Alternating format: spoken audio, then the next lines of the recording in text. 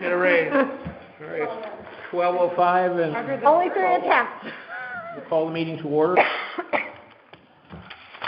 And I make a motion for approval of the minutes from last board meeting. Second? okay, we have a second, and all in favor of approving them as written, say aye. Aye. Any opposed? Okay, any abstentions? All right. The minutes stand as written. Okay, we have 2 guests today. First Selectman and the head of the Limes Senior Center. I believe that Stephanie. Stephanie, do you want to go first? Yes. Sure. Actually, I'll probably, not that I don't want to stay and enjoy, but I have a movie to run at 1 o'clock that I got to get started. We'll all be over. So I'll, so Cheryl and I spoke a couple weeks ago, I think, and she was picking my brain. I guess one of the things you guys have been looking at because of the forms that came back is mental health, and that was an issue that a lot of people wanted to see the money spent towards. So, you know, as you guys, I don't have to tell you, there are seniors in town that suffer from isolation. You know, they are homebound, they, you know, or don't have a lot, you know, they may get out for a few things, but they don't drive, so it limits what they can do. So I just brainstormed a couple of ideas, which I thought might, one of the big things we dealt with COVID is the lack of technology for seniors. The lack of ability to afford the internet, the lack or ability to know what kind of thing to get, you know, like what am I going to be able to use? There is some sort of state program which I left a message with the coordinator of it, which they have, which is kind of deals with the same thing, but they have very strict guidelines. Like you can get really no visitors, you know, you have to kind of be, you know, so they're hard to qualify, you know what I mean? So if somebody has a family member that comes and sees them once a month, they wouldn't necessarily qualify, you know. Qualified for? This program that is through the state. But I wanted to pick her brain, which I'm just waiting to hear back from her about. But what they do is they you know, meet with the person, they figure out what kind of technology they need, whether it be an iPad, whether it be, you know, depending on what their range of motion is, what their abilities are, you know, what's the best thing for, you know, they're not going to give one device to everybody, you know. They train them on it, and then they pay for the internet for a certain amount of time, you know. And I just think that's a great program, and I think if we had the money to do something like that for seniors that are, you know, that we're able to, maybe either Jennifer or myself are able to qualify, you know, that it would be a way to be able to enhance their life, yeah. Is there any information on capacity, cost, duration for such a program? I'll tell you what, I don't have it in my hands right this second, but I will, when she calls me back, I will ask her for her information that she has based on the clients that they have served and how much it usually comes, you know, the general cost per person, and then we can figure out from there. Sorry, I don't have that for you today, but I will be happy to. Cheryl, I can send it over to you, and you can pass it on to the board. Is that sure? Or however you guys want me to do that. The other program I was so there's a program out of California. It's called PAWS. I don't know if anybody knows what that program is, but what PAWS does is they take senior animals that are not getting adopted, cats and dogs, and they match them with seniors of very limited income. Seniors that wouldn't normally be able to have a pet because they can't afford the food, they can't afford the medical on it. And what they do is they do a long-term foster So the town would own the animal still, just like it does when it's in the animal shelter. They would pay for anything that's medical, like with senior cats and dogs. I was talking to Lynn about it. A lot of times they can already have it done, but sometimes they need dental, and that's like a $500 price tag because they're older animals. So it would be a way for seniors to be able to get the companionship. They would have to qualify. It can't just be any senior. They would have to meet the needs as far as, that they really can't afford it. And they'd also have to meet the needs of, that they're mobile enough, that they're able to take care of this animal. The good part about it being foster is at any point, if they can't take care of it any longer, the town would just recoup it. They also would have the ability that if they found out that there was something that wasn't right about it, they could actually say, oh, we want it back. You know what I mean? That kind of thing. I don't think there would be that many people. I think that maybe it might be 10 people, in the next 8 years that we might find that would fit it. But I think that the 10 people that it would affect would be a huge effect. You know what I mean? A lot of the seniors have to decide when they get to that point and they don't have money, am I going to buy food for my animal or am I going to buy food for myself?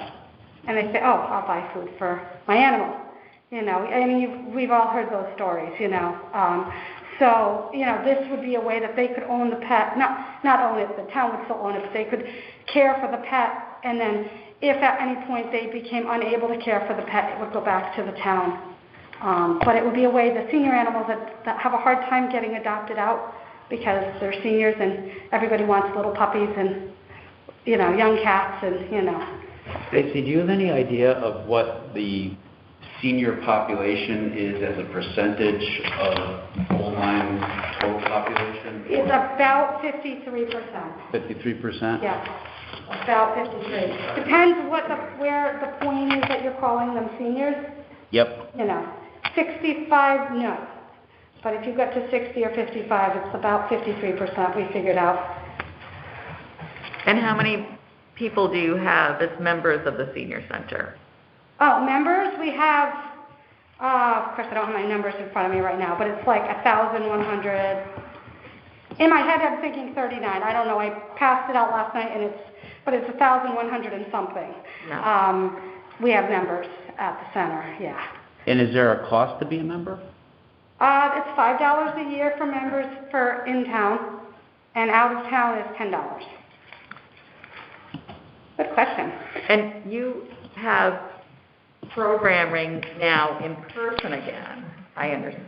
I'm so sorry. You said something I just didn't hear. Oh, the programming, you've begun in-person programming again. We started in-person programming last May. Okay.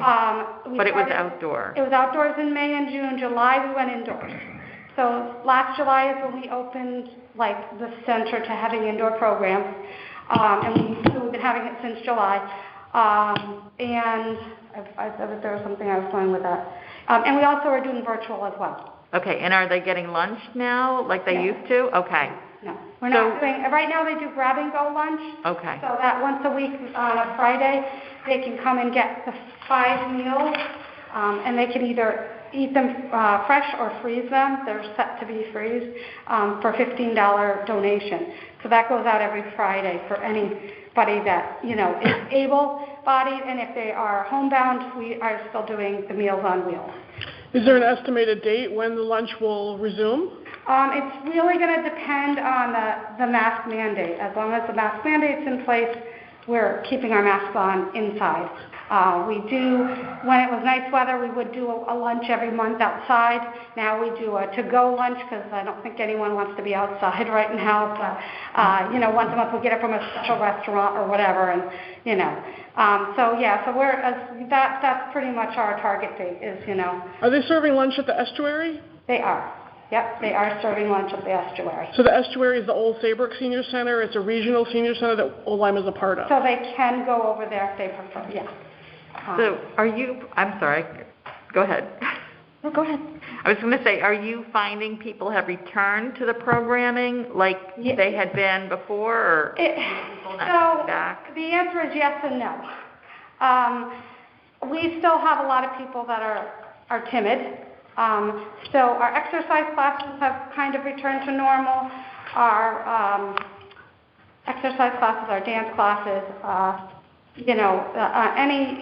but like our lectures where we usually have a lot of people, we aren't, because I don't think people want to be in a room yet with a bunch of people. So we do offer everything like our lectures and at least one exercise class a week virtually every week, and people do take advantage of that. Plus we have truly just virtual classes as well, but we do stuff in the senior center that we stream at the same time so that people don't have to come into the center if they, are not feeling comfortable. So we're trying, it's a juggle, Back to the grab-and-go lunches. Mm-hmm. How many of those do you serve?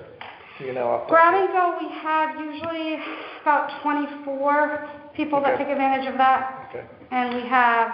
And they're taking more than one meal, right? They take 5 meals. So there's 24 people taking 5 meals, so 125 meals. And then on top of that, the Meals on Wheels program, I don't see the numbers all the time, but we just did a Valentine's Day pickup where we had people come pick up cupcakes and and masks and stuff like that. So they did a drive-through on Valentine's Day, and I gave them all cupcakes. So there was, well, except for the diabetics. So there's 12.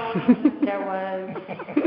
The ones you knew. So there's I think there's about 33, but it varies each day. About 33 people we have on our Meals on Wheels. Okay, and not to go over this earth again, but of the folks that are challenged with technology and stuff like that in the senior center, do you have any sort of order of magnitude? How many there are that would need to be served by that?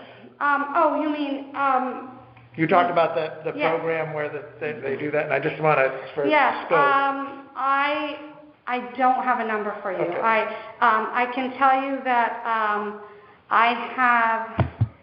how many? I have about 840 something email addresses. Okay. And I've got, over double that in my system. So, about half of the people don't have email and don't have technology. Okay. Not to say that they would fall under that category. Right. But but we need something about, But I'm thinking even if we could get like a program going and it would be based on, you need to pay, again, I'm thinking maybe we could think something like, 20 people, maybe, would meet the low, the threshold. The low guidelines. Have you ever had a program where you teach people to use the internet? Yes. Okay. Yes. So we would probably have to get that up and running again if we were Well, my thought is, and I've got to speak with the woman, I think her name is Susan, but don't hold me to that I left her message today, is that I didn't know if there was a way that they could do it as a separate entity from what they're doing, because they actually evaluate the person, they get them the device, and they show them how to use it. So it's like they can, and it's a, you know what I mean? So like they have like, so I said, if you guys can't, like if you know of another organization that does or something like that, so then it's more on a one-to-one basis, and it wouldn't be draining on our staff, because it would be people that are isolated, so it wouldn't necessarily be people that are coming to the center. So I couldn't really I hold internet classes, but I couldn't hold an internet class for them. I'd have to, we'd have to reach out to each of them individually. So if we could actually, build that in so that we had somebody that knew what, that picked it out, that knows how it works and, does all that, it would, be good. This program that helps. Just realized it was you, Mary. I'm sorry.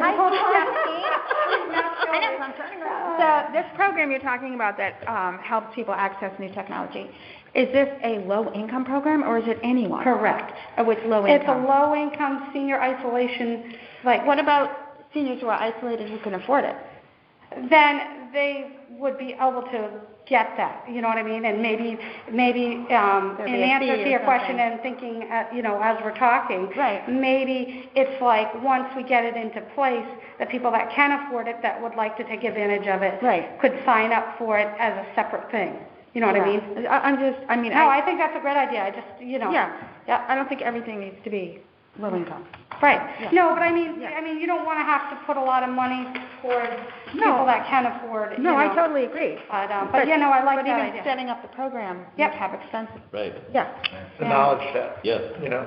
How is it funded? How is the seniors, what's the funding for? The senior center funding is very interesting. So, way back in 1996, when they built the building, before my time here, the towns agreed that the building maintenance would be paid for by the town, and the programs would be paid for by the seniors. And so the seniors started fundraising back then. And not only did they pay for the programming, but they also had to pay for their director, which sometimes made it so the director didn't get paid for 2 weeks, a month, because they didn't have enough donations to pay her. So having spoke to some of the directors before me, then it got switched over at some point, and now obviously that's not a concern that I have. But the funding for the program still resides with the senior center. So the membership fee goes towards that. In addition, any donations that come in. So once a year, the Friends of the Lyme Senior Center put out a letter, and the money they get from that then goes into our programming budget. So that's where it literally comes from, the donations of people in town. And it's split between the towns like the schools is? Right. I'm sorry? It's split between the towns? Yes, yeah. 80, 20, 75, 25, depending on what budget you're talking about, yeah. Well, the figure changes based on Population. Department of Health, but it's currently like 26 to Lyme, and we pay for it.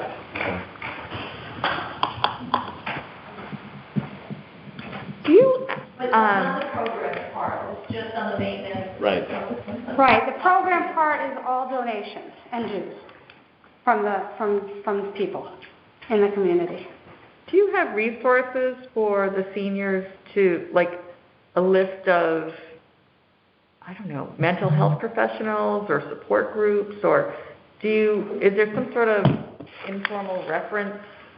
We don't have an internal reference, but we do have a lot of information that we're able to share. So I have a whole folder of resources, so depending what it is that the senior needs, or the family members that call me that their senior needs, I can just look into there, and over the years I've been able to, accumulate quite a bit of stuff, depending on what the need is, because there's just so many different needs, and then we're able to give them that information. So yeah, we're constantly, I just had somebody come in the other day, and their husband has dementia, and they need a couple hours to themselves, they're so I was able to give them a place that it's kind of like a day program, and we've had a couple members that have what's the word I want to say? As their disease progressed, they were no longer able to participate without somebody there with them. They ended up using this service, and it ended up being a really good thing. So, things like that, we're getting calls all the time about, family members. A lot of times it's kids calling, from out of area because their parents live here in Old Lyme, There's also an agency. Every town in Connecticut is covered by an area agency on aging. Yeah. Ours is called Senior Resources. It's in Norwich. I refer to them all the time. Me too. And they have everything. We also have the Elder Justice line that just came open. So that's like, when people are so there's just lots of, so nothing, nothing specific. I have a bunch of that I've accumulated over the last almost 9 years. So. Okay. There was one other program I wanted to talk to you quickly about, and it's probably the cheapest out of all three. Although I think they're all valid. While we've been doing this COVID kit thing, I've been reaching out, and my volunteers have been very go-getting. We canvassed both of the Limewood and Ryefield, the senior housing developments. We canvassed both of them, gave everybody, went to their door, gave them the masks and the test kits. this all happened, it made me realize just how eager some of them are to give back. Like, not that I didn't know that before, but it really was just a really big turnout. And one of the things I was thinking of, wouldn't it be nice to have Jen and I work together, find out people that either her or I have targeted as somebody that's homebound and not getting much, to have like a visitor go once a month and have a reason to go. So like I was thinking something like we just did for Valentine's Day and everybody loved it, and obviously they can't be diabetic and we'll have to have something for the diabetics, but just something as simple as a cupcake in a single, a gourmet cupcake, and be like, hey, we wanted to come see how you were doing and give you and just to get that, interaction for 5 or 10 minutes once a month, So, and that I did get across for you. So I figured if we're able to do like 24 seniors a month, then and do it every month, then I would need roughly $1,000 to run that program, because we'd be using our volunteers. For what, a year? $1,000 a year? $1,000 for 13 months, because I made it a quick. I figured $1,000 was easier. What was that expense that would be $1,000 if it's volunteer? So what we would be doing is giving them something like supplies. some sort of surprise, like the cupcakes. The cupcakes come out to $76 for 2 dozen. You know what I mean? For these gourmet that are fantastic. Just a way to let them know they're being thought of, and it also would be good for the volunteers as well. So, anyways, I don't know if you guys have any other questions. Stephanie, we had asked you a while ago, you're still making the phone calls to people? We are. You had started at the beginning? Is that? I'm so sorry, I didn't hear that last part. In the beginning of the pandemic, you had people call. Yeah, and we have some that, yes. So as long as these people still want them to call, we have seniors calling these people every... Seniors calling? Check on them. Yeah. So, nice. Yeah, it's a nice program, so... But anyways, I just thought that, if any of those rang a bell, I will definitely get you guys the information on the internet and the price tag per person on that. So we're going to be coming up with an application process where organizations can apply for it. So you could fill out an application to be considered. Yeah, we would strongly encourage you to do that. All three of these would be programs that you could apply for funding for through the process, which is yet to be determined. Yeah, and you would know right away, know pretty quickly. Right, awesome. Well, thank you guys for all listening today, and thank you for reaching out to me, Cheryl. Nicole. Sure. I know it always comes up at board finance meetings. How many members are not residents of Lyme, and do they pay more in fees? Yes, they pay more. They pay $10 instead of $5. And I don't know the breakdown right now, but I gave it to you guys the other night. It was on that paper. It had the age breakdown, and then it had the town breakdown. So it had in town and out of town. What? This page from last night? I'm sorry, I'm still not hearing you. What breakdown is that? What page, what sheet? Remember I gave you guys the worksheets last night? Oh, I didn't get them all. Okay. It wasn't enough. But Okay. That's fine. Yeah, so I can get you that number. I don't know it off the top of Do you my know head. I think 5%, a 10%. rough idea percentage-wise or anything like that? I Okay. have it in my paperwork. I'm sorry. Okay, that's all right. I've dumped numbers since last night. 200, I think. Do I just couldn't, I don't remember. Wow. Yeah, so, about a good 80-85% are Is that because they're attracted to the exercise program or something? It's because they're attracted to the senior center. Honestly, there's people that rather be at our center than other centers. Okay. Because of the atmosphere of the center. Okay. And they have friends between towns. That's what And there are people that will come to our center for some things and go to another center for other things as well. And some of ours go to other ones as well. Yeah. Okay. We do all of our trips we do, anywhere from 2 to 3 trips a month from April to December, like day trips, and then we do overnights and cruises and stuff like that as well. And we do all of our trips, we plan them with Waterford and East Lyme, so that we always have enough people to run the trips. And, because to fill a bus is 50-something people, so, or at least a minimum of 43 that they'll take off, Yeah. So it's we do things as a community a lot. Our senior center page is connected to all the other senior center pages in the area, not towards the estuary, but there's ConnecticutCT.org. Connecticut CT. No, not Connecticut CT. I'll have to get you the. It's not coming to me. But if you go to our website on the town page, you can click on it, and it will take you to that website. And we belong to the same one as East Lyme and New London and Groton and Ledyard, and so we're all on one page together. So a lot of times people will look at it and be like, oh, I want to go to this program here and this program here. So it's a nice opportunity to have. And there's times where I've talked to people and they become members and they're from a Lyme, and I'm like, so how did you find out about us? Because I always ask that question because I want to know where they're hearing it, because obviously, and they're like, oh, well, I went to this lecture over in Old Saybrook, and this person that was sitting next to me was from Old Saybrook, and they were talking about the senior center here, and I'm like, really? And so they're finding out from out of towners, about our senior center here. So anyway, so that's how they're, and keep going the other way.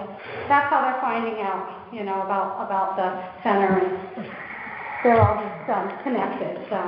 And specifically, the director of the senior center has a huge drive. Yeah. You're funny. Thank you, Phil. We love what I'll you pay do. you later. Thanks, Stephanie. We love what you do, Steph. Thank you. Thanks. All right, We're thank you making very you, much. Stephanie. Have a great day.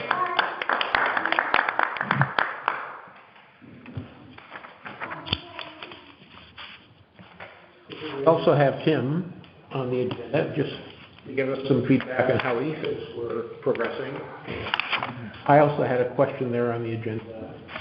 I know that I had defined ledge light as kind of a pre-existing commitment to the natives of town, and I was wondering, are there any other commitments like that that we should be aware of? I know early on you talked about the food share program or the... I can answer that because I went to Tim last week or the week before, because there was from the food pantry, there was from Ledge Light, there was from the Children's Center, and I entered those all into our spreadsheet that we have that's shared on the Google Doc.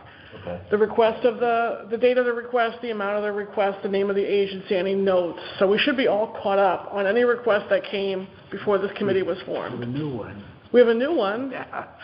Well, I think one of the issues, the state and the feds have not done a good job, in my opinion, at informing us how all this works. What's eligible? I've heard that there's a threshold of so many $1 million below which there's more leniency, perhaps. Yeah, $10 million. And then there's this revenue loss. Lyme, I don't think, has any revenue loss to speak of, so I think that's out. But so I think they should do a better job saying exactly how eligibility works for stuff. Does it have to be COVID related or not? Seems not. So at this point, Jen and I worked, she did the work, but we tried to take all the requests which we've received and put them into a spreadsheet, and I'm sure there are more out there that haven't actually sent in requests. And in terms of, this is later in the agenda, I guess, too, but I believe the opinion of council is that we must have town meeting approval for disbursements. Now, hopefully, we could ultimately come up with something more general, and then we can color in the details. So let's say we want to talk about emergency management or social services or any other category. We could say, well, in the big picture, we're talking $2.1 million, something like that. So we'll do X% for these categories. Mm-hmm. And that might be a moving target if we find this really isn't materializing. You could adjust it perhaps, but get town meeting approval to say, okay, we buy into that. Because I think a couple of towns that just didn't, I think maybe it was New London, they made decisions in the populace. It was New London. Decisions made by representative town meeting or something where the wasn't out to a town vote. So we go safer. Yeah, and so you got to be careful on that because this hasn't been widely publicized. But that way, if we came up with a general overview and got town meeting buy-in, then we could start coloring in the actual details without having to go to town meeting for each and every little thing. We are preparing a town meeting for the 28th of February, at which point we're doing a Halls Road item, but we're also going to do the ledge light request. So that happens to fit into a town meeting. We have another town meeting that's normally a regular yearly annual budget meeting, which is in May. So that would be the next scheduled meeting. We try not to just have town meetings at the drop of a hat. So, but those are two that are on the horizon, and of course February is pretty close.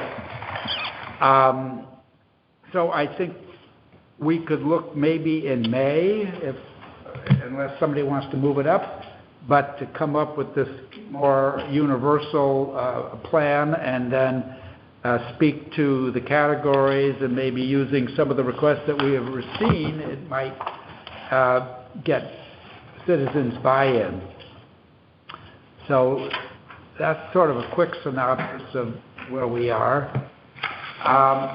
If I can digress, last night the Board of Finance considered the request by the Oline Fire Department for its budget, and I want to distribute some handouts because they have a unique request, and basically it's a washer-dryer machine to handle their turnout gear, and these turnout gear cost a couple $1,000 a piece or something. So, and when they fight fires and who knows what the smoke is and all that, so the washer dryer is not your typical Maytag. It goes into looks like a big cannon here, and it's dried. Washed very carefully with special conditions, and then there's a drying unit. Yes, that one. Thank you. That is utilized to dry the turnout gear. So do you want to speak to? I was gonna let's finish. Come on up to give the detail, and then I'm sending a thing which shows the amount of the request, and we're hoping that if it pleases the committee, it might be something that we would accelerate, because the machines that we have are up and about, they're very bad, and this is kind of a health and safety for our firefighters. Correct. So thank you, Tim. My name is Sean Letty, town resident, been in the fire department for 25 years, current captain, and to piggyback off what the first selectman said, when Johnson Fire Station was first built, we had our first extractor there. They are very large laundering machines, which have to help keep the gear in shape and up to the NFPA standards. In the packet the first selectman sent around should be a couple of quotes, should be a narrative, and potentially the NFPA standard on what's required now for the gear. No matter what, the gear has 10-year shelf life, so if you're the cleanest fireman in the world, the dirtiest guy in the world, no matter what, after 10 years, it's done. There are now requirements for laundering post-event, annual maintenance, and then special exposure. The washing machine, the extractor that we have down there, can only do a top or the jacket or the pants at one time, and there's no way to dry it. So we get a structure fire, you get all the byproducts of combustion, you get hazmat call, you get whatever it is, all of the gear. We only have one set of gear for a firefighter. You're out of service for probably 48 to maybe 56 hours for it to fully get washed and dried.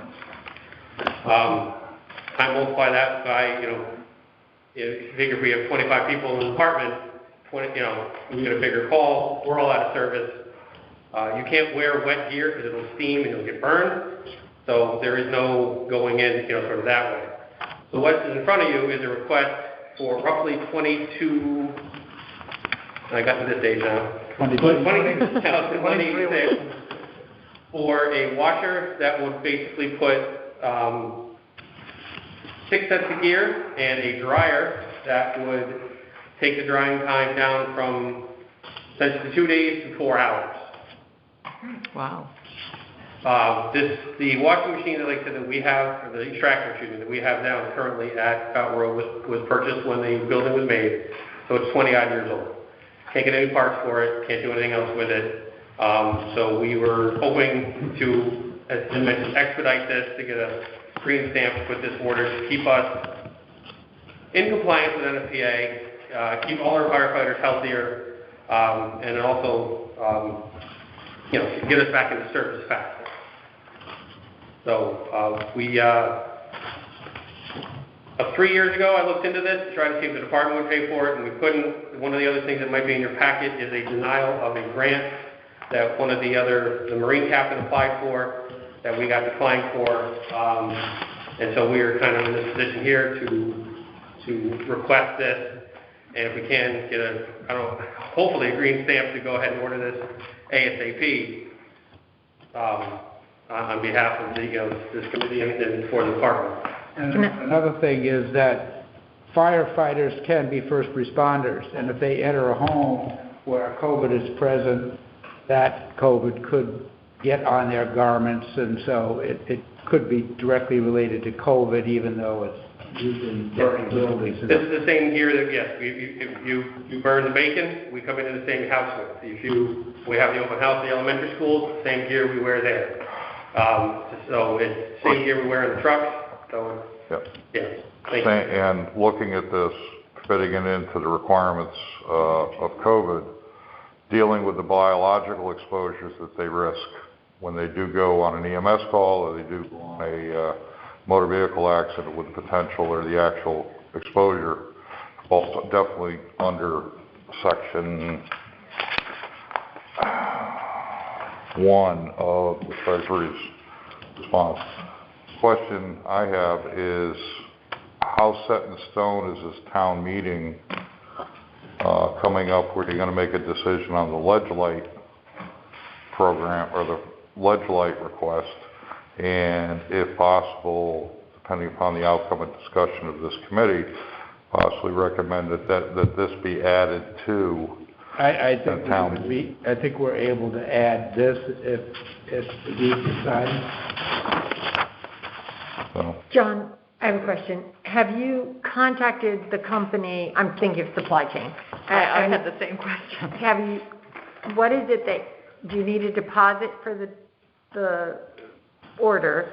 And the other question is what is their supply chain? What did they tell you as far as turnaround? Yeah, those are things. So there's a 3-person committee that we're all volunteers. I happen to have the time off from my schedule today. So there's a Marine captain, a current lieutenant, and another firefighter who are working on this. That was one of the questions I had, was the timeline out. We're approximately about 60 days out to having at least one part of this in. The dryer may be a little easier than the washing machine, but essentially we would buy them at one time. If there's not a quote in your packet, they don't have a deposit requirement on here, so we would probably just pay in full, or maybe pay 75% if that makes it easier than hold 25% upon installation and everything else, which the quote does include the plumbing and the electrical. So they do all that. They'll come and do it. All right. Do you get the closets, et cetera, with it? Do you get equipment closets or anything like that with it? It just looks like that white box. That's what I'm saying, but do you get that? That's the dryer for it. That's the dryer, yes. The dryer, okay. The one at Fountain Road is for all the fire We departments? have one extractor, no dryer, and that's for every firefighter in Old Lyme. Okay, that's about. And it's located at Fountain Road? Yes. John, does this price include any installation requirements or any upgrades that you're going to have to do to having it installed? Or is it just for the equipment? Well, again, the same question I asked them. This quote includes everything that they need to get the electrical and plumbing set up. The washing machine will fit on the current stand that the current extractor is on, so no sort of, foundation work, if you may, for that. And the dryer, as you say, just will sit on the ground. Is there anything else that might be omitted out of this 21,000 quote? We'll make sure, if there's two in there, we're looking for the 45-pound extractor. Yeah. Because that one actually fits the stand, so. 23,186. Yeah, there's at the bottom. Okay. Yeah. Making sure you're not missing anything. No.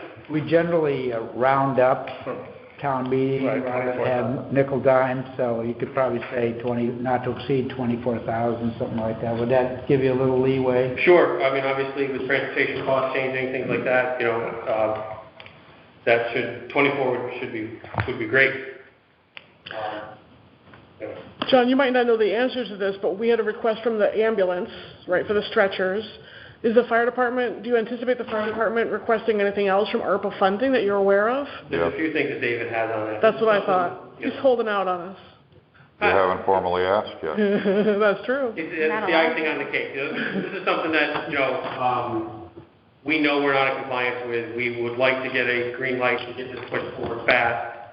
I know there is a process to it all, but, How many sets of turnout gear do you have in total?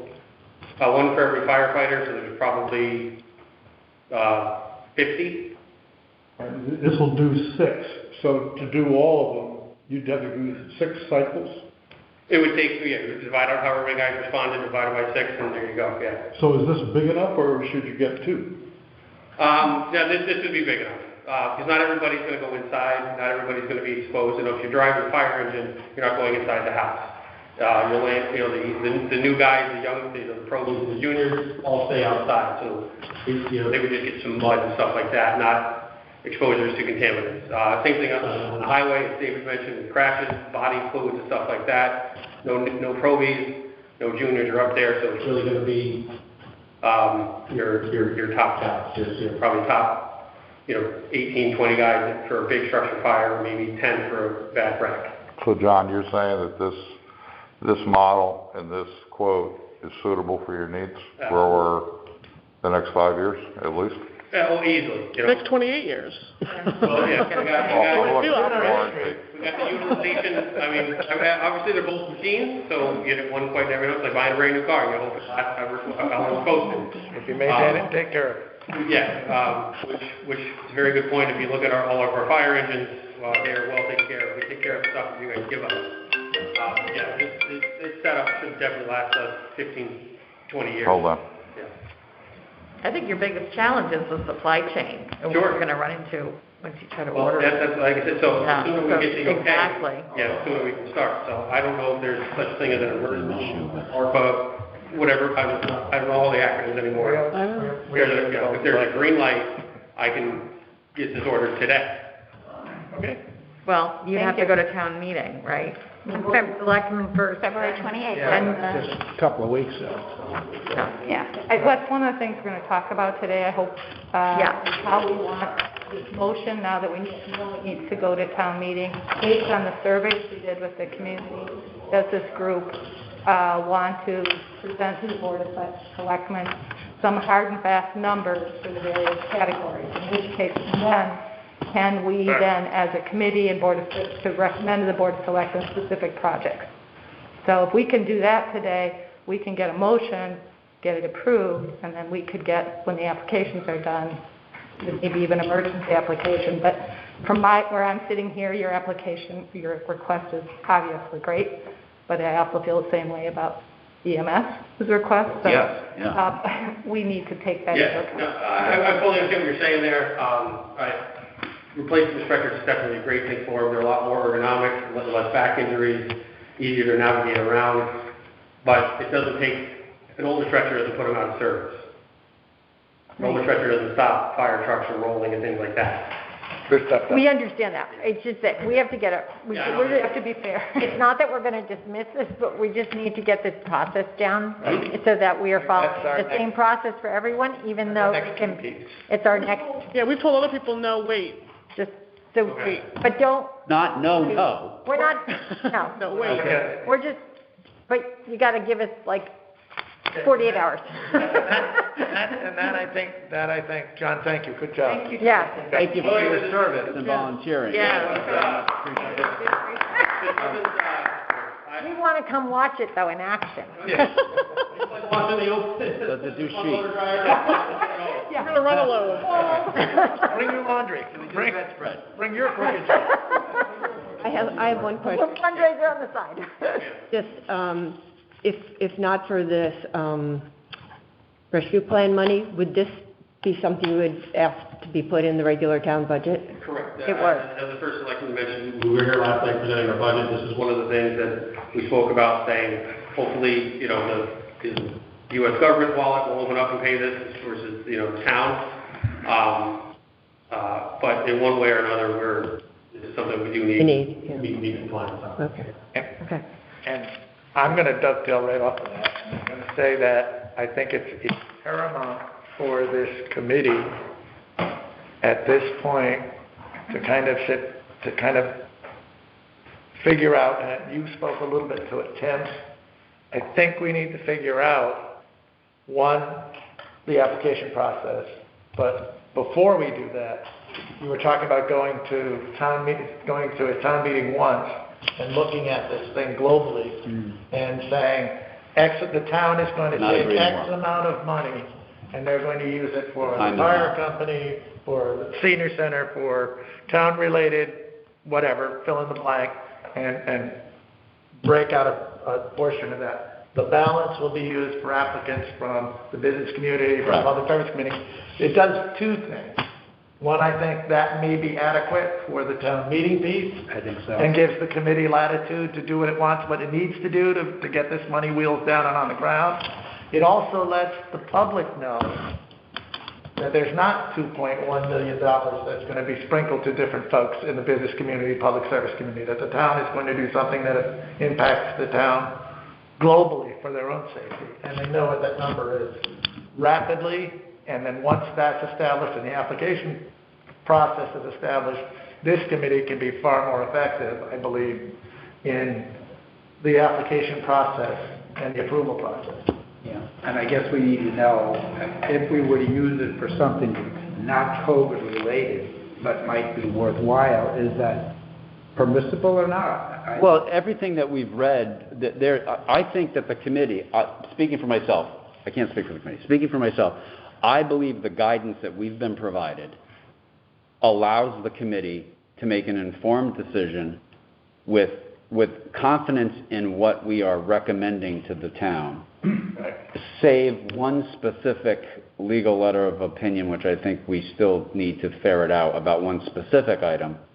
I think that we're given with the final rule and the subsequent reports that have come out, I think we are empowered enough to identify our areas, and it appears to me that something does not, it's okay for things not to be directly COVID related as long as it's within the right category as outlined in the final rule. Yeah, I agree, and I'm a big advocate of my experience with contract and contract law is if it is not expressed in the document, then it's allowed. Right, if it's not specifically excluded. If you don't want someone to do it, write the language that you can't do it. So if this... The term broad latitude is used several times, and we want to be mindful of what we're doing and where we're focusing, but... Yeah, because in the end, we have to submit stuff after the fact to the government. We don't want to have them say, rejected. Well, the other piece of that, the other piece of that is that speaks to the river cog issue. Right. Because they're going to be sort of our gatekeeper for the recording. Well, yeah, we don't know, but they're sort of the gatekeeper. We don't know how much of what that's going to cost, what the order of magnitude of that is, even at this point. So we're kind of jumping ahead on. I know. I'm sorry. Let's just. Can I ask you guys to turn? Yes, John. Thanks, John. Yeah. John, go. One last thing, stuff that Dave is going to present about fire services. There's the need is there.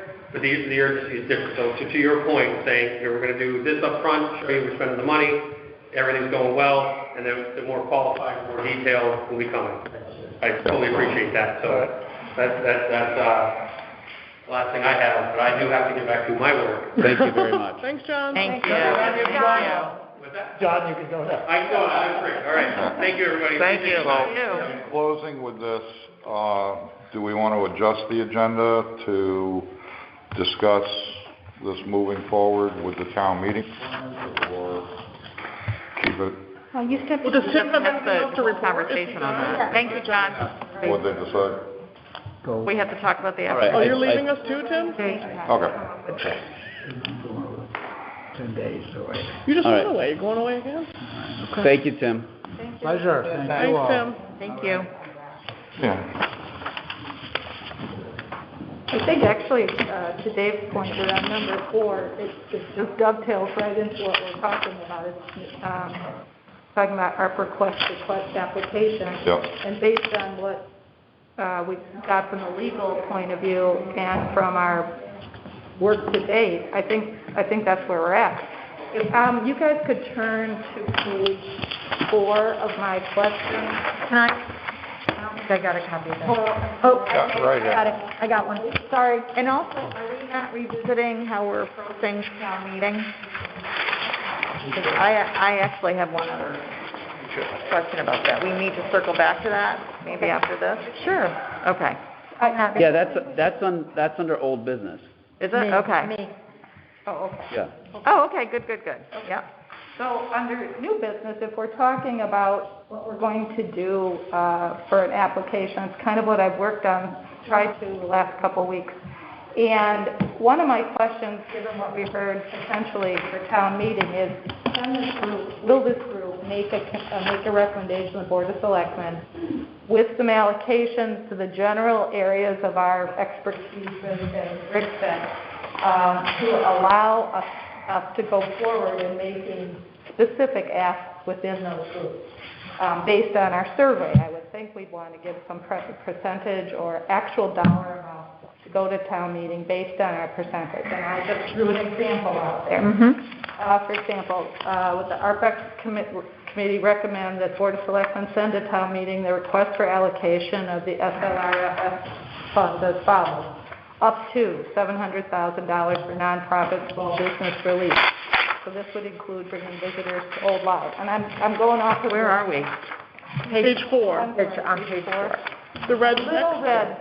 And I Okay, was thank kind you. of using Cheryl's graphic that she sent us on the breakout. Up to $700,000 for public behavioral health, which would include lead-light, mental health, assistance to families, early childhood, food, housing, support. Up to $300,000 for eligible infrastructure.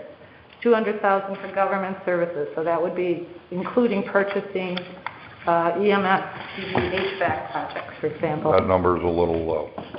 Or that I estimate's a am little not low. making a motion, this is just an example. Yeah, this And I'm is just an basing- example. Yeah, just an example, and I was basing it on this chart. And $100,000 to affordable housing, and then what's left to provide support services for consultant staff to ensure fair, accurate, equitable accounting, review of the uses of the funds, and to meet the federal reporting and compliance requirements of the funding. Is that the sort of motion that we want to make? That's We a want- sample. That's an example. Okay. I like that idea a lot, to be honest with you, but I think to Rick's point and to my original point, be careful what corner you paint yourself into, because then you're stuck in that corner. You know what I mean? I think as far as the town meeting goes, we are still kind of up in the air on that. I think I am a little bit up in the air on that process, but I think in order to satisfy that process, we may need to go to town meeting and sort of, if you will, for lack of a better term, sort of chunk the money into like two piles. I think the time is now for the And we committee need to to- make our determination on where are the areas that we wish to focus. Right, and we need I think I'm hearing general agreement. Yes, you are. So my viewpoint, my opinion is chunk the money into two pieces. One is going to go out to the local community to do service, all of those local businesses, the arts and entertainment folks, nonprofits, all of that. And then what the town intends to use for the fire service, for any infrastructure within the town, is another one. That goes through in my opinion, goes through the town meeting process. They bless that, Board of Selectmen, Board of Finance blesses that. Then we have latitude when we get the application to first cut them by category.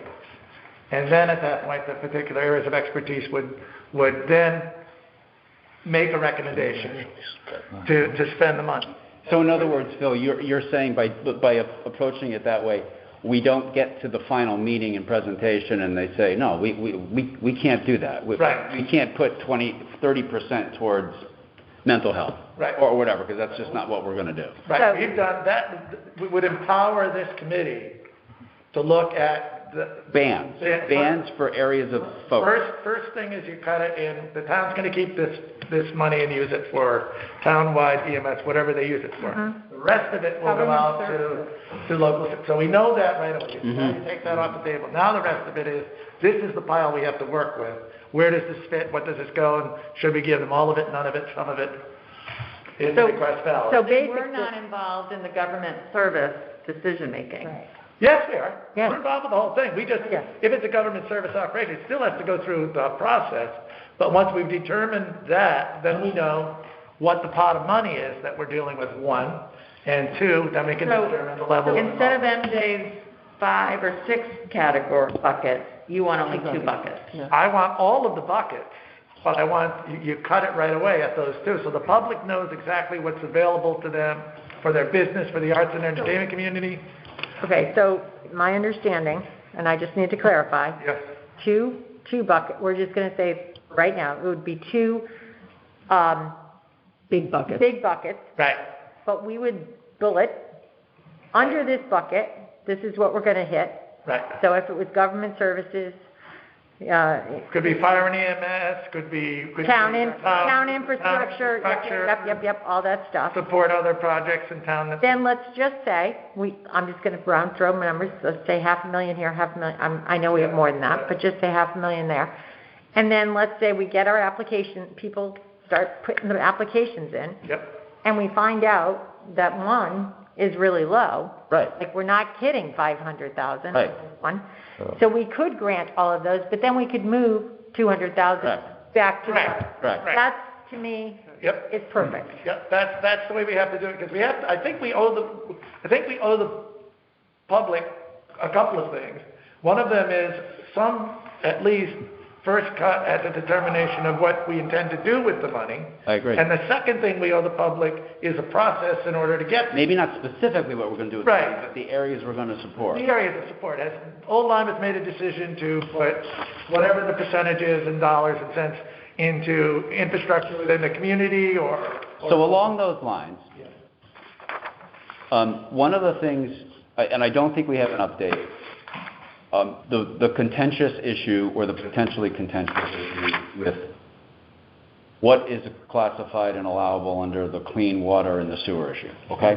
So just conceptually, if everybody will, I think until we have guidance on that, we have to be open to the fact that that guidance could change the order or the priority, right, based on the survey. But since we don't have that guidance right now, I think that it would behoove us as a committee to say, what top 3, 4, 5 categories do we think we're going to focus on? And then we know that if infrastructure gets booted out for whatever reason, do we then want to go to the next highest poll on the survey? You know, I think we have to be prepared to be able to handle whatever the guidance is on the infrastructure. And maybe a portion of the infrastructure can be funded. So that's why I think that the application process comes into play with that as well. Absolutely. And then we have to have that unbiased person read and know, and hopefully someone at RiverCog or someone will be doing that to say, you know what, this isn't going to fly with the government. Right. And then That's their if job. he says, Right. and if they say no, then that application will get denied for that. But we still need to identify as a committee the areas that we wish to focus on, right? Is that I think we've identified that, maybe I'm wrong, I think we've identified by appointment these tasks. We've already done that. The group Yeah, sitting we've already done it here now. basically covers Right. has expertise levels in every area, from Now- public safety to... Right, but are we going to Payment. are we going to meet all of these? I thought the survey was, the goal was to show the committee where we wanted to focus our, Well, the survey was really a snapshot in time. It was a snapshot in time of how the public was impacted by COVID. And I think that... And what their desires are. And then what their, correct, what their desires are. Not that I certainly don't want to say we're... How do you take the summary of that survey and put it into one of these 5 or 6 buckets? correct. You know, how does it fit into social services? How does it fit into Right. business and industry? How does it fit into Whatever the municipal and others are. public safety, et cetera, et cetera, et cetera? Right. But Yes. the survey shows the community's wishes. Right. But does town hall, does this committee feel 100% with the survey results? I don't think so. No. That's why we're here. think so. We're here, Exactly. we're here. Okay. Yeah, I don't think We're here to develop an application process. Once we kind of figure out where those Okay. buckets lie, from that application process, we evaluate these applications. The application, we get a $200,000 request for this for some water outfall thing. Mm-hmm. We decide we want to do that. We run that by the river cog. The river cog says, you're nuts. This isn't going to make it. So now we have to do something else. You know, but there are other applications that can be processed that we want to support that will, at some level, I believe this washer Okay. dryer thing would make it through the process pretty easily. Sure. So what is the next step now? The next step now is to develop those processes and figure out what. So I think the next step now needs to be informed by what Dave's going to report to us, right? About what RiverCog said? Basically, Can in I a just nut... interrupt? Sure. Because we're still on 4. I Yep. want to tell you, I evaluated a lot of the towns in Connecticut and towns in the U.S. for it. And I went into it looking at what is simple. Thinking also that there's going to have to be additional information, presentations by whoever we award to make sure that we collect the information that the finance group is going to need. And a lot of my questions I handed out last time to you guys are related to that. So I picked 2 out of all that. Out of all of those Out items. of all those, and you know, this is all open for discussion. The simplest, basic, What a difference. the nicest, was East Lyme, in my opinion. I'm sorry, could you repeat that, please? East Lyme. East Lyme. Now, their application is only for small business and nonprofit application for assistance, which leads me to believe they probably have everything else under government services. I don't know. They've already approved some Yeah. projects. They're on the Check that out. And all of this is linked, there's a link to it on what I handed out. The other more detailed one, and I also really liked it, because it has links to individuals and families, small business, arts and cultural organizations, nonprofits, mental health, substance abuse services. There's links to each of those applications. They're all similar, but it doesn't waste your time, is Roanoke, Virginia. And I thought they did... What is it for? Roanoke, Virginia. Applications. Their applications from other, Roanoke. Yeah. City of Roanoke. So I gave you copies of some of their applications, but it has a lot of the financial pieces in it that basically Nicole will have to say, you know, that we're in compliance on and meets all the stuff. And despite what Tim said, yes, we have to show that this has some relationship to I'm sorry. COVID. Yes, yeah. So, COVID, yeah. So I'm going to pass this around too, but there's a link to it. And so if we like these, if we like the simple approach, knowing we're going to have to do more once we fully evaluate it, why reinvent the wheel? Let's use Right. something Yeah, that people I are agree. using.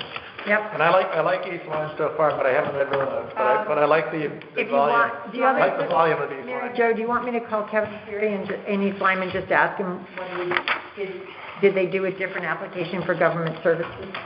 Sure. And they just didn't publish it? I don't believe East Lyme has a separate ARPA committee. I think the selectmen are running it. I think they just started an ARPA They just committee in Yeah, the they last did. 2 or They 3 did, but months. They allocated the money before they started the. Yeah, campaign. yeah. They put the card before. Part of it. Yeah, that's. Yeah. And the deadline, The feedback. deadline for that East Lyme one is next Tuesday. February 22nd. Yep. And Old Saybrook, I did talk, they also allocate, their selectmen only, allocated certain funds up front for about 3 projects, up to $250,000 to date. They've also just started a committee, and they're just where we are, just so you know. But they also have put together for their businesses they use some ARPA funds, up another $250,000 tranche to apply for a grant to the state to get facade, a grant for replacing facades on Main Street. So if they get this grant, if they're allocated, or if they're allowed to get this grant, the ARPA funds are going to go to up to $250,000 to give grants to businesses and landlords on Main Street to incentivize them to upgrade their Main Street. So That's they're using Saybrook? that's Saybrook. Yeah. Then the rest of the money, then they're having a committee evaluate. They also aren't sure about the town meeting requirements. They allocated those first projects without going to town meeting. So it's all over the place. Well, that's why I think, again, I've stated my piece, so. Okay. So do we want a subcommittee to develop An application. an application, which I would really like to have? With all due respect, we need to hear what COG has said before I think we Okay. can make a vote on this. What does COG say? Maybe COG has a solution, or maybe they want to present on a solution. Maybe they Dave, don't. You ready? You ready for number 5? Yeah. Well, talking with Sam, couple of things. One, they've completed the RFPs. They're going through and doing a selection process to determine exactly what each firm is offering. They have, because of the size of River Cog now, they're in the process of putting together another Zoom meeting to have a discussion with all the municipalities on finalizing the consultant selection. So it's a very, again, I'm frustrated, it's a slow process, but I can understand why. Other than that, they're also providing comment. Mary Jo, I know you talked to Sam or Eliza this week on a couple of items, one being that $10 million lost revenue part, which... Not really. No, they didn't give any guidance on that?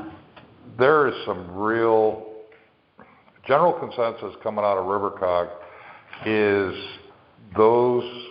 that avenue is so loosely directed. Municipalities, it gives municipalities so much of a leeway on it. You could document lost revenue to fix potholes to that extent, according to Sam. It does not provide any clear guidance the way everybody's looking at it yet. All right. So does that mean? No. So what? Yeah. It's extremely loose. I wrote 3 things down here with regard to. Did you see that one yet? 1, the number of towns participating. Do we even know that? 2, how many people bid, and sort of what was the order of magnitude of the 9 bid? people. 9 bidders. Do they have any range with which they? I'll tell you what I heard from Eliza, because it differs from what Dave heard apparently from Sam. Eliza has just said to me, and this was yesterday, that they may not go with the contracted services, that the CEOs of the towns are not sure they want to do that. So that's a little different than what... And if I were the CEO of this town with this much information, I would be in the same position. You know, I think there's, what I got from Eliza, there's a lot of confusion. Yes. And they are looking for the expertise that we are looking for. I think one of the things, the 10 million thing, I think there's a misunderstanding on what the capital requirements are. And what that allows? Yeah. And I think the CEOs are saying, well, I can use this for any capital need I want, and that's not the case. Right. It's simply not the case. Right. It's not the intent, at least. No, it's It's not the intent, but It's there's not somewhat, the case either. There is limitations to the paperwork requirements based on how much the project is. yes. If it's under $1 million, they don't have to do the justification. If it's between $1 million and 10, they have less justification requirements. If it's over the 10, they gotta do the full blank justification. Right. That's different than what we were really worried about also is reporting. I think there's some miscommunication on that end. So justifying what they spend on is one, but also what the financial piece needs is two. And from speaking with Eliza, they're getting that confused. They got the impression that we can just list, I'm gonna do this project, end of story. No, that's only part of it. What financial, They being Rivercog, or they being? The the applicant? CEOs at Riverside Okay. are wondering, are getting confused and not getting the expertise from, for example, CCM, that they need to answer this question. Or they're not hearing what they want to hear. That could be it too. So, the reporting piece of this is still really stringent. Nicole has to make sure that if we spend more than $750,000 a year, we're still responsible for the single audit requirements of the federal government. That's a lot of paperwork that she's got to verify. So she was going to look at talking with her auditors, if you guys recall that. Yes. So I think that's what I took away from talking to Eliza. The CEOs are confused on making applications, justifying applications, and reporting. They're different. So based on what Dave and Mary Jo have just reported, we don't have a silver bullet solution possibly in the offing. Now back to... Now what? Now back to, well, item 4. Yep. Right? I think the time has come for us to say, okay, well, we need to, since we can't contract this out, we're gonna have to build it ourselves, at least to get going.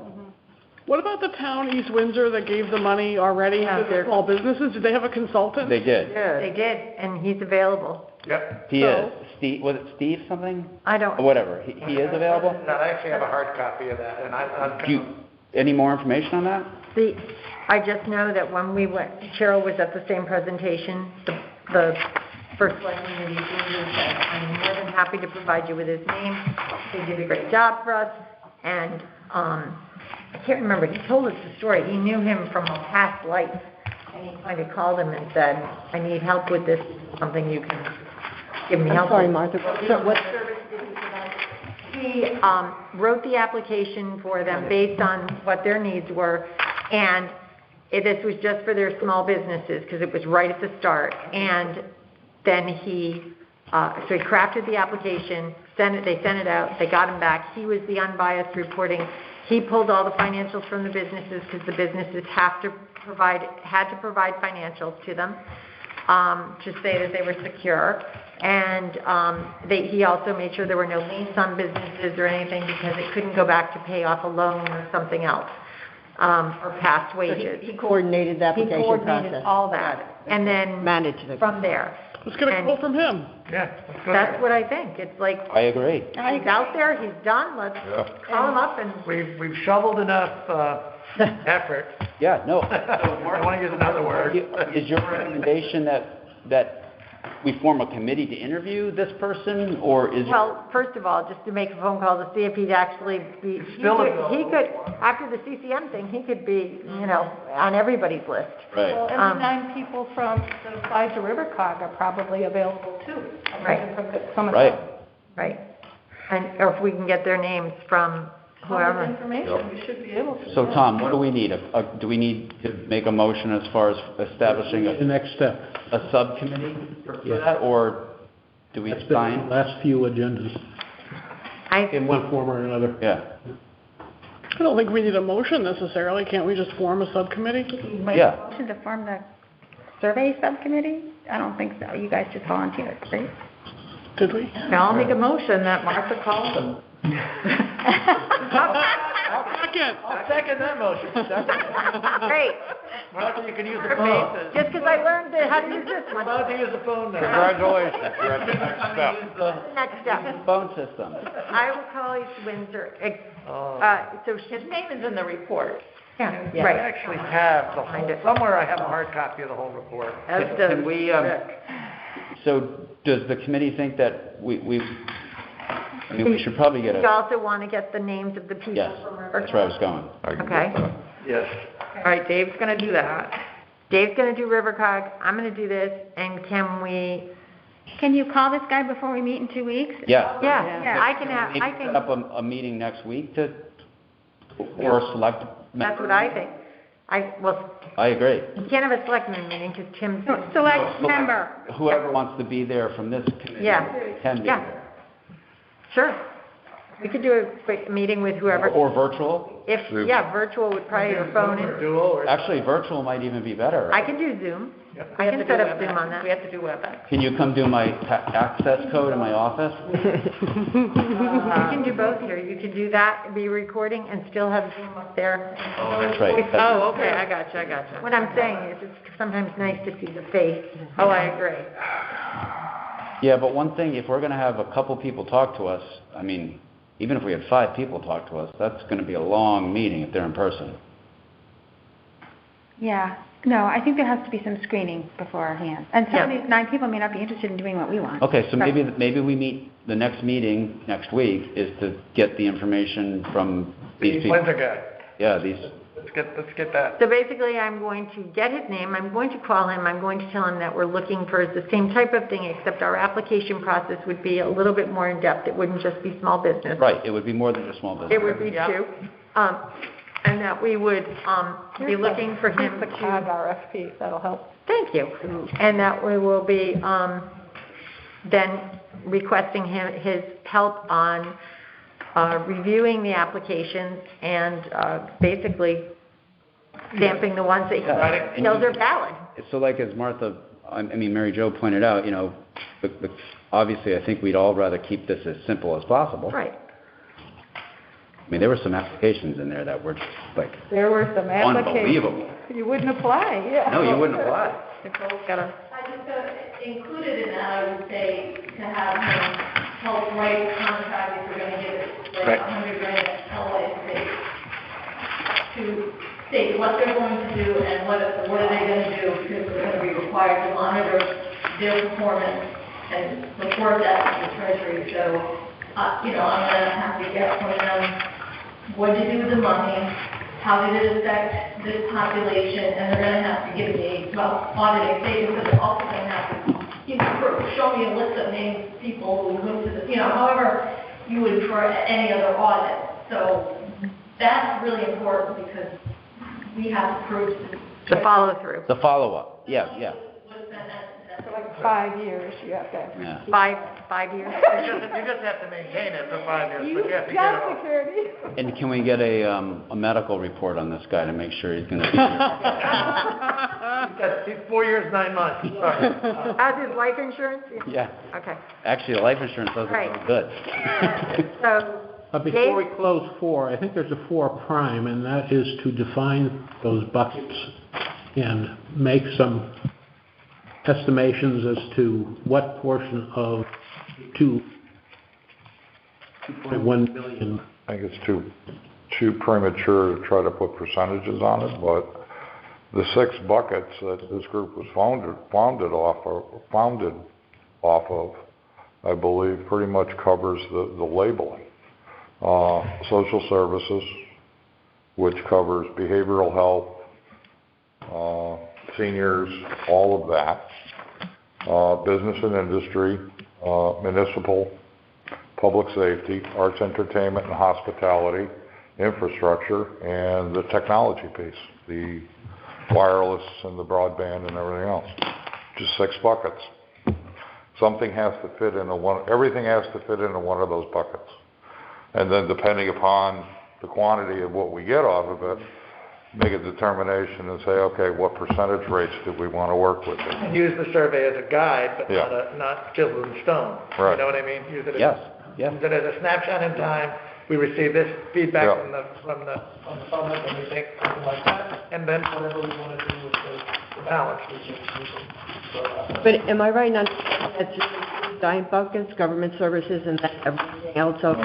I'm a little lost in this. Use it, there are 6 buckets, but the public money, the government money that would be used for government, we would pull that lift that off, and then the remaining buckets would get the rest. Right. So it is government services and then all the other. To start with, and Okay. it would be those, that would be the largest part, and then the other buckets would So add. basically, the application, I'm just saying, possibly would be top bucket, does it fall under government services or does it fall under this? And then there'd be sub little categories, Right, easy. infrastructure. Right, easy peasy. We need a graphic.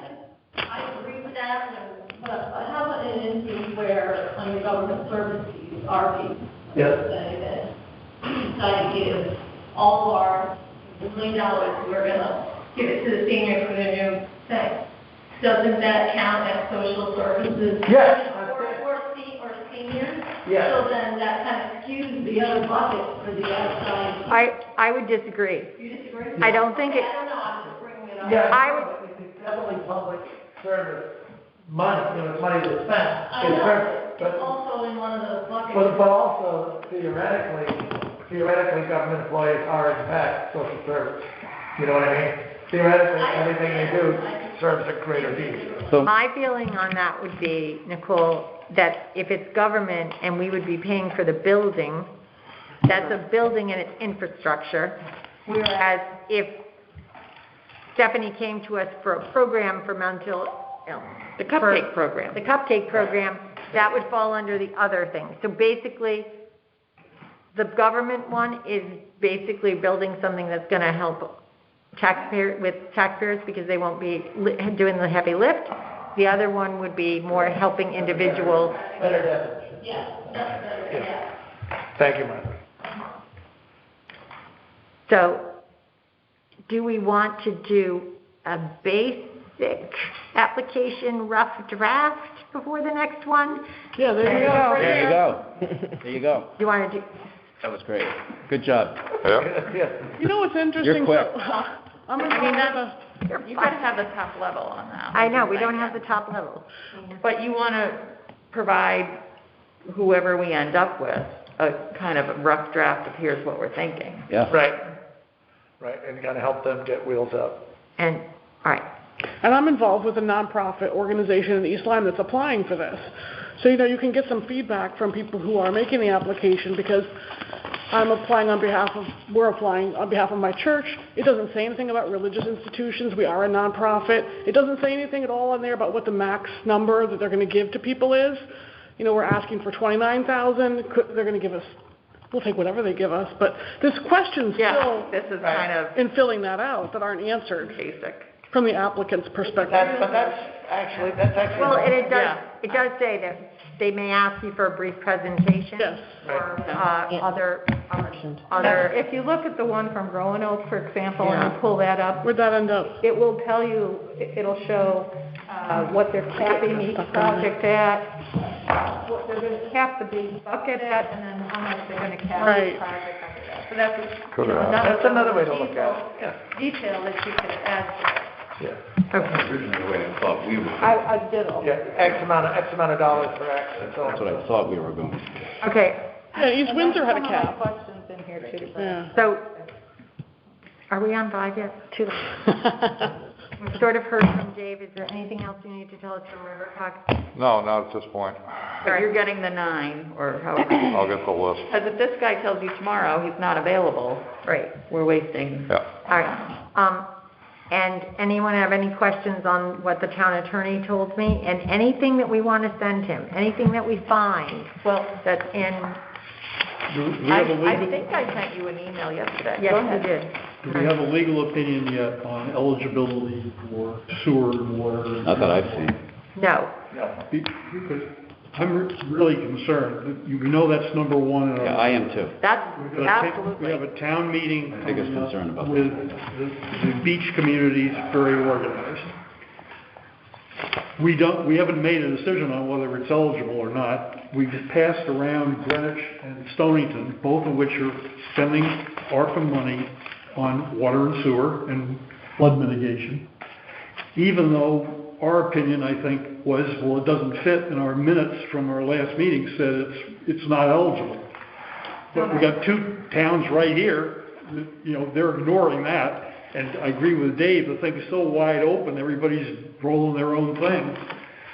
So. And in addition to that, the infrastructure bill is pending to come out of Congress to the president's desk to be signed, to be implemented in a undetermined small future, which is a whole different avenue. What Dennis is saying is my biggest concern. Going to a town meeting, having an organized set of survey takers who are like, no way am I voting yes on this because we want what we voted for. Yeah, and Jen brought up a great point. Last meeting and the meeting before, there are things that are directly and maybe indirectly tied to the broader water infrastructure, like the crib, which is an entirely different project, which I didn't realize that because I just didn't follow it that closely. So It's complicated. We have to get a legal letter of opinion. Okay, so, Rick, at the last meeting, you read two definitions from two different ARPA, and can you just cut and paste, send me those, reference it so I can send it to Michael or Terry? And I think also CCM, what I sent out yesterday, CCM has this advisory service committee they've been studying this, and they have attorneys on that committee. And couldn't they give us their take on it? Yeah, they could. And you can send, would you like to direct that to them? Could you do that? If you write up the question, Rick, I will send it to them. If Rick writes the question, sends it to you and I'll send it to the lawyer, you send it to that, and then we'll have two different opinions. It'll be different. Okay. So, that one. And Montville's building an animal shelter. Are you okay with that mapped out strategy? Okay. All right. How they got there. All right. Martha, does Jack agree with that? The assessment that I sent to you? Yes. That was his one of his partners who wrote that. Jack was away on vacation, so he sent it to Mike, and Mike sent that over to us. And as he said, Jack did tell me in his phone call that they have a whole group of their paralegals and things just working on just this in municipal law and trying to organize their thoughts on it because it's a heavy lift for them too. And so they've got a team working on it, and All right. So what is our plan for the request, though, that came in today from the fire department? Like, do we need to wrap up that discussion today? So the timing, my only concern is You got to bring that point. timing is that today is the 16th. And the first selectman would like this. And Tim is away until the 26th. Yeah. And then we have he wants to have the town meeting on the 28th. Yep, Yeah, you have to notice that. Huh? You have to notice the meeting and what's the requirements for that. And you guys have to approve And he the did, agenda. and the We don't board, have it and done the yet. Board of Finance did not approve the ledge light last night. By the way, we are rounding up, ledge light should be rounded up. He rounded down. Okay, but like, are we gonna circumvent the process and send this to town meeting along with the ledgelight, or are we going to fold this into the process? No, he did. I mean, I'm sounding like a broken record, but we've gotten requests. don't. People that we keep saying no. But I know, but if the question is it an emergency request or is it not an emergency? Urgent. He said he has other requests as well that are not urgent. This is urgent. Well, he was talking specifically about the stretchers and stuff. The fire trucks don't roll because we don't have manual So is it stretchers. urgent or not? That's what we have to decide. Nicole has a question too. Could we put it into perspective that they were asking for it for part of their budget last night, which would not have been approved for them till July 1st to spend, and yet, so anything they do would be before July 1st, and get them rolling. So I agree with Jen's point. We need to develop a process, and we need stuff to go And through the you're supporting that, yeah. And I think what's most important. I think it's different than Ledge Light's request because we relied on Ledge Light and we're continually relying on Ledge Light for everything COVID-related, testing and... As a new person, what I'd be most concerned about is transparency, because it sounds a little bit like, oh, they make an exception for them. Right. So and that's not. Well, I agree, however, he did say that this could prevent them from being able to respond to fires right now. But, right, I understand that. This one is urgent, the other one can wait. So then we have to define what urgent is, and this is why we went ahead. With all due respect, I don't think that the ambulance association, that was a pretty dire request from the ambulance association. They already have stretchers, they just want a better stretcher. Well, quite honestly, in 10 years, the Board of Selectmen, I never heard this request for a dryer and washing machine either. Yeah. So here we are. Nicole was there last night. Well, now, with the stretcher, I was told by the chief that him and that chief and the head of the ambulance association, that they can buy their first one. That they were going to approve it put it in our capital budget, and they said, no, don't. We're going to buy the first one through the ambulance, their 501(c)(3). So that was the last thing I heard about that. Right. And then, about last night and the washer dryer thing. I was going to send an email out this morning because there is funds that I think we can tap into by that now, and it's a special capital fund that doesn't have to go through any private law. But I can get a verbal email agreement that I can use that money and then replenish that fund come July 1. I've done that several times before on things that come up of emergency. So I was going to send an email out to the Board of Selectmen. Yeah, so we can. Well, that makes me feel better, We can address obviously, but I do feel that it's, I'm sympathetic too. Yeah. I'm just saying, this is the first time we've seen the first selectman come to one of our meetings, and he came because he was presenting this issue to us, because he feels it's urgent, so. Well, he was asked to come to the meeting. No, he was asked to come to the meeting. No, he came because I asked him to, months ago, to come because he wanted to get an update of how things were going, and also if he had any questions, because he wanted to see how we were doing. That was extra from last night. Again, what this committee needs to do is first find out, you folks, we need the legal opinion, we need who's going to do this recording for us. We need to at least have the framework for an application process, so that we can get, so that we can do. Satisfying as it is, we're not in a position to make decisions. If we had an application process and had a stack of applications that we can't get through the process because we don't have somebody to audit our records or do that stuff, that's one issue. But we're on the cart side, not the horse side. We need to kind of figure that out. I just have to say that I feel that we have to move a little bit more quickly. Yes. I don't think we can be doing meetings every 2 weeks at this point. Correct. I think we have to go. I support that. I personally support that. We have to do every week until we get things rolling. And then we can back off a little, but it's every week, and we got to get things done. We got to get stuff going. Now, I personally support that for the interest of disclosure. I may not be able to make every one of those meetings, but I'm in agreement in concept. You can call in. We've got the phone now. I called in from Mexico. I had to put my daiquiri down. All right, put that in the minutes that Nicole is going to look into or send a memo to the selectmen regarding these capital funds? Okay. Thank you. Okay, and that maybe could get back to John Decker. Right, and again, I don't need to say anything. No, I agree with you, Rick. I do. I'm very sympathetic.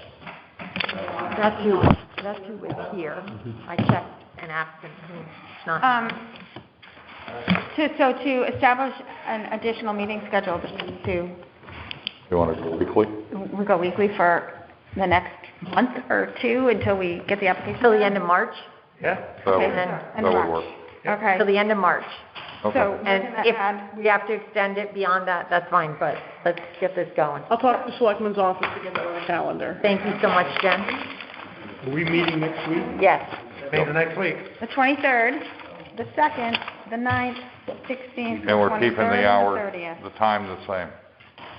Yes. Okay, I'm down to that. thank you. Bring lunch. You want Okay. catered?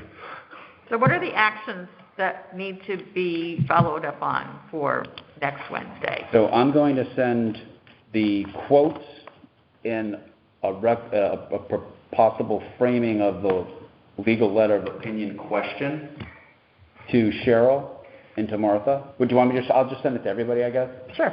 I'll just send it to everybody. And I'll send that to CCM, and you'll send it to the town attorney. Mm-hmm. Martha's calling I'm calling the East Windsor. consultant guy. and Dave is calling RiverCog for the 9.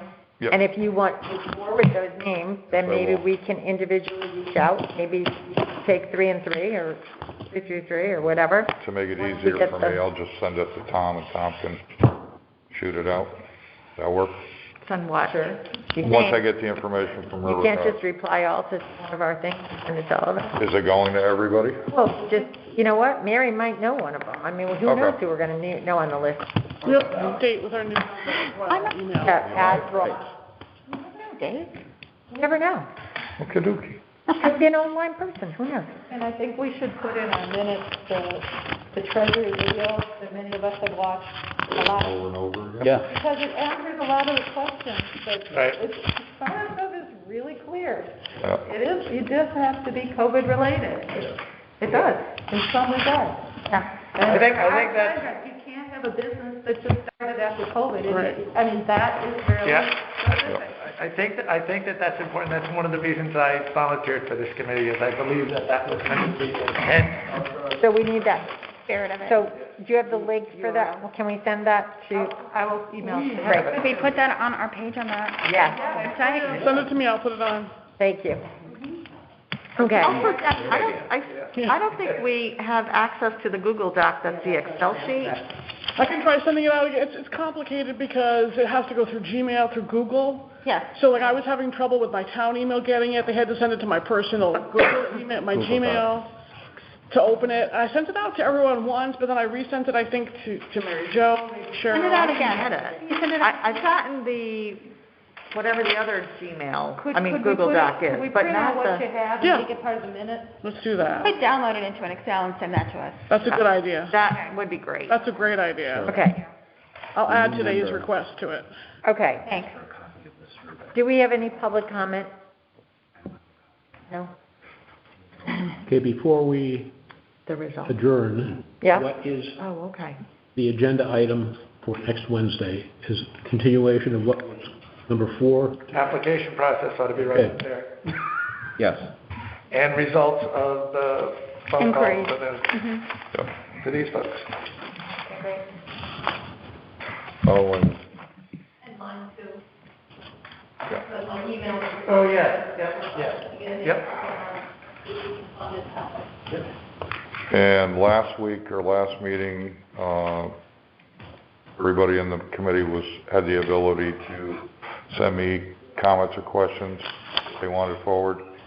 Letting everybody on, I only received one email. I sent you an email, right?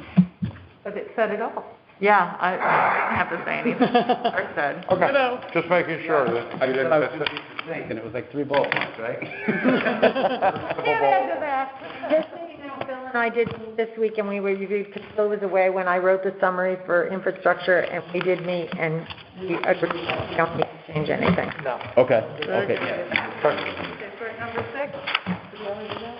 No, public comment. I just asked, and nobody. She asked. I asked, no one said. Sorry.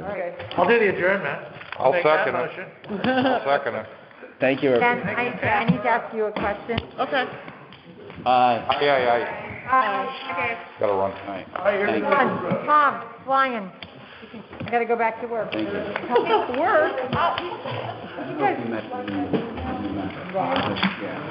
But Cheryl is keeper of the survey. Tripping, sorry. The survey. So Ross had asked for, like, what the original, Yeah. To be a note, I think she would only do for town. just so she could. Okay. If I have a copy at my house, do you want it before next Wednesday, or? Mary Jo, be good. That'd be great. Okay. An electronic copy? No, I won't. Oh, I don't need- I try and, She needs, okay. I can do it, yeah. you know, As a, yeah, I have your email. Donna, should we It's know? under 100 bucks. Okay. Thank you.